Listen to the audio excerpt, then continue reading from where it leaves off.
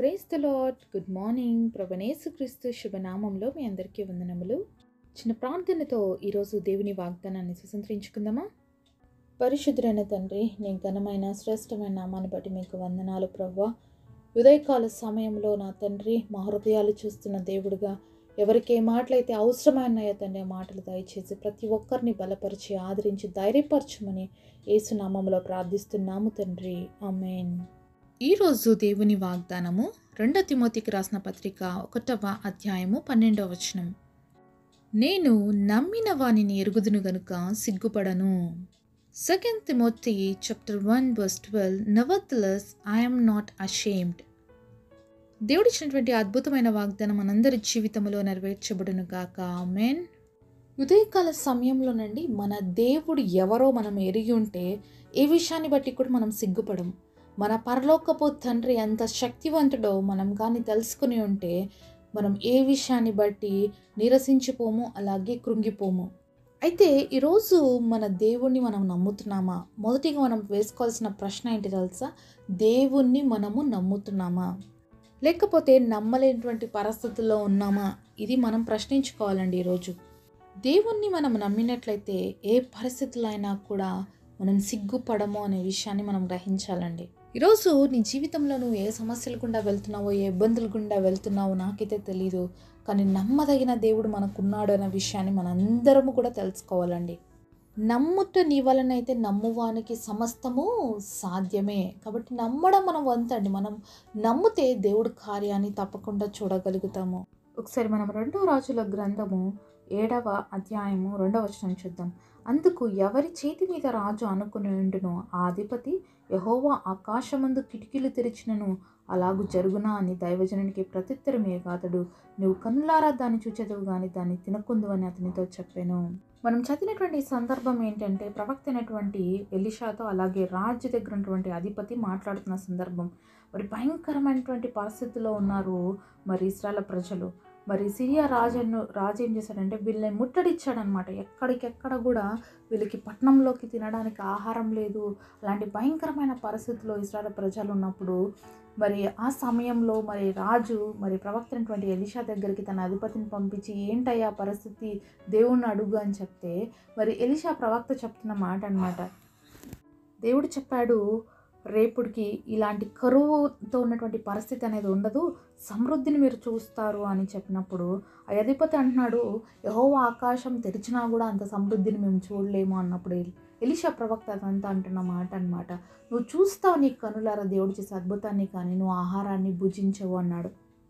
మరి అంత భయంకరంగా సిరియా దేశపు రాజు అయినటువంటి బెన్హదదు మరి షమ్రోను ప్రాంతానికి ముట్టడి వేసినాడు. అంటే కనీసం ఎట్లా అంటే పావురపు రొట్టె తినడానికి, గాడిద తల తినడానికి ప్రజలు ఒకరొకరిని చంపుకొని తినేటువంటి భయంకరమైనటువంటి పరిస్థితిలో ఉన్నారు.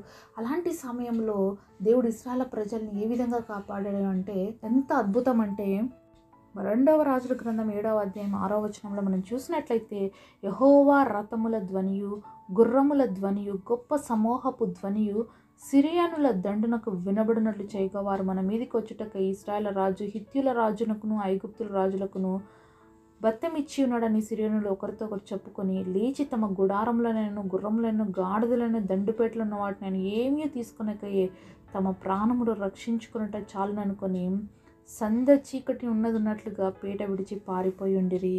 ఇక్కడ దేవుడు ఎంత అద్భుతం చేశాడంటే, మరి రథముల ధ్వని, గుర్రాల ధ్వని వినపడేటట్లుగా చేశాడు ఆ సిరియనులకి. వాళ్ళు ఏమనుకున్నారంటే, అమ్మో ఎంతమంది రాజులు మన మీదకి యుద్ధం చేయడానికి వస్తున్నారేమో, ఒకవేళ మరి ఇశ్రాయేలు రాజు అలాగా మాట్లాడుకున్నాడేమో, హిత్యుల రాజుని ఐగుప్తుల రాజులకి డబ్బులు ఇచ్చి మనల్ని మరి మనతో యుద్ధం చేయమని చెప్పాడేమో అని చెప్పేసి వాళ్ళు అన్నీ కూడా అక్కడ విడిచిపెట్టి వాళ్ళ ప్రాణాలు రక్షించుకోవడానికి పరుగులు తీశారంట.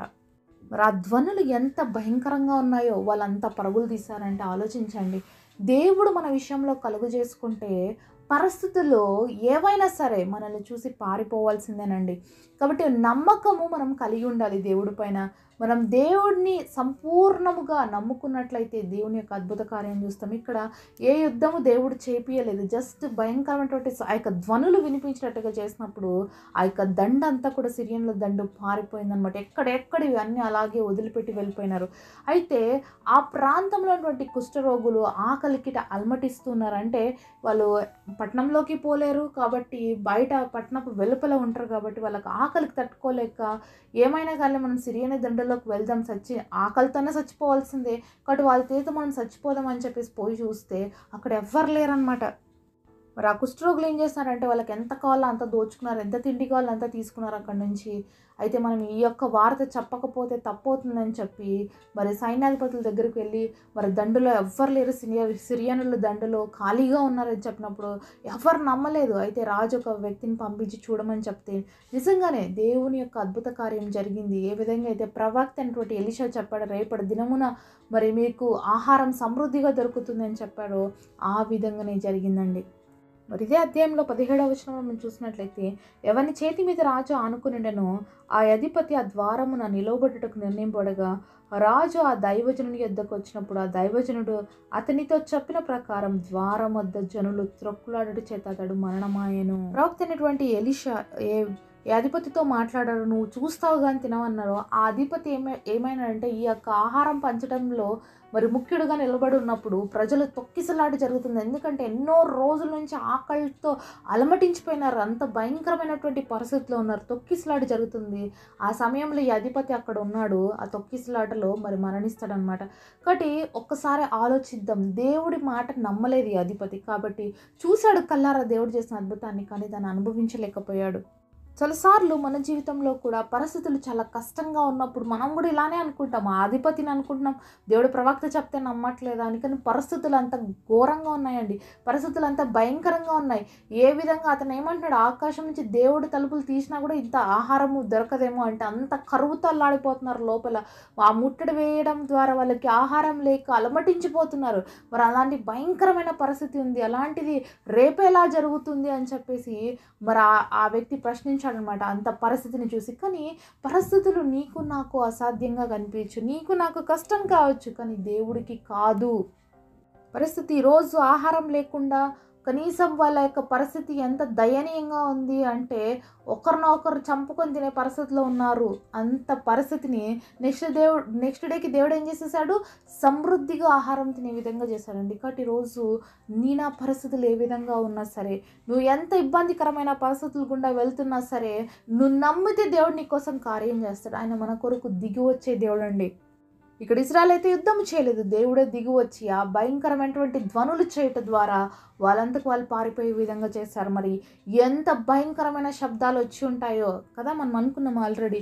కాబట్టి ఆ యొక్క శబ్దాల ధ్వనికి వాళ్ళు పరుగులు తీశారు అంటే ఆలోచించండి, దేవుడు దిగి వచ్చాడు ఇశ్రాయేలు ప్రజల కోసం. కాబట్టి ఈరోజు నీ పరిస్థితి ఏదైనా సరే దేవుడు నీ కోసం దిగి రావడానికి సిద్ధంగా ఉన్నాడు. అయితే నువ్వు నమ్మాలి. దేవుడు ఒక ప్రవక్త చెప్తున్నప్పుడు అతను నమ్మలేకపోయాడు, అద్భుతాన్ని చూశాడు కానీ అనుభవించలేకపోయాడు. చాలాసార్లు మన జీవితంలో కూడా అద్భుతాన్ని చూడగలుగుతున్నాం, దాన్ని అనుభవించలేకపోతున్నాం. కారణం ఏంటంటే నమ్మలేకపోవటం. ఈరోజు మన జీవితాల్లో కూడా అలాంటి దేవుని నమ్మలేనటువంటి స్థితి ఉందా? మరి దేవుడు కార్యం చేస్తానని చెప్తున్నా కూడా జరుగుతుందా, ఇది జరగదా అనేటువంటి అపనమ్మకంలో మనలో కలిగి ఉన్నామా?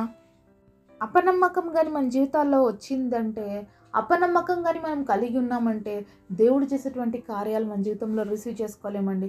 కాబట్టి దేవుడి కార్యాలు మన జీవితంలో జరగాలి అంటే సంపూర్ణంగా మనం దేవుడికి అప్పగించుకోవాలి. దేవుడి కార్యాలు చూడడానికి విశ్వాసంతో కనిపెట్టాలి. విశ్వాసం మనలో ఉంటే తప్ప దేవుడి కార్యము మనము చూడలేము. కరువుని సహితం సమృద్ధిగా మార్చగలిగినటువంటి శక్తివంతుడండి మన దేవుడు. కాబట్టి రోజు నీ జీవితంలో ఏ పరిస్థితి ఉందో, అనేక దినాలుగా నిన్ను వేధిస్తుందో, నీకు ఇబ్బందిని కలుగజేస్తుందో, ఆ పరిస్థితిని దేవుడు మార్చబోతున్నాడు. ఆ పరిస్థితిలో నీకు ఒక గొప్ప సమృద్ధిని ఇవ్వబోతున్నాడు. నువ్వు అనుకోని రీతిగా, నువ్వు ఊహించని రీతిగా దేవుడు నీ జీవితంలో గొప్ప కార్యం చేయబోతున్నాడు. ఆయన దాచి ఉంచినటువంటి మేలుని ఎవ్వరు కూడా ఊహించలేరండి. అంత గొప్పగా దేవుడు మన కోసము అద్భుతాలు చేస్తాడు. అయితే నువ్వు నమ్మగలగాలి. నువ్వు నమ్ముతున్న దేవుడు ఎవరు అని నువ్వు ఎరగగలిగితే చాలండి. నీ పరిస్థితులన్నీ మార్చబడతాయి, నీ స్థితిగతులు మార్చబడతాయి, నీ దీనస్థితి ఉన్నత స్థితికి దేవుడు మార్చబోతున్నాడు. కాబట్టి అద్భుతమైన వాగ్దానం దేవుడు ఇచ్చాడు. ఈ గొప్ప వాగ్దానం మనందరి జీవితంలో దేవుడు నెరవేర్చును గాక. పరిశుద్ధుడైన తండ్రి, మాతో మాట్లాడిన ప్రతి మాట కొరకే వందనాలు తండ్రి. ఇజ్రాయెల్ పక్షముగా నువ్వు ఉండి తండ్రి అద్భుత రీతిగా తండ్రి వాళ్ళ జీవితంలో తండ్రి కార్యం చేసావు. కరువుని సమృద్ధిగా మార్చగలిగిన దేవుడు తండ్రి, నమ్మితే మా కోసం ఏ కార్యమైనా చేస్తావు. దిగి వచ్చే దేవుడుగా ఉన్నావు. ఈరోజు ఎవరు ఏ పరిస్థితిలో ఉండి ప్రభు ఆశతో నీ వైపు చూస్తున్నారో ప్రభు వాళ్ళ జీవితాలని కార్యం జరిగించి మీ నామానికి మహిమ తెచ్చుకోండి. గొప్ప వాగ్దానం నెరవేర్చమని యేసు నామములో ప్రార్థిస్తున్నాము తండ్రి. ఆమేన్. ఈరోజు బర్త్డే అలాగే వెడ్డింగ్ యానివర్సరీ సెలబ్రేట్ చేసుకుంటున్న మీ అందరికీ కూడా wish you happy birthday and happy anniversary. God bless.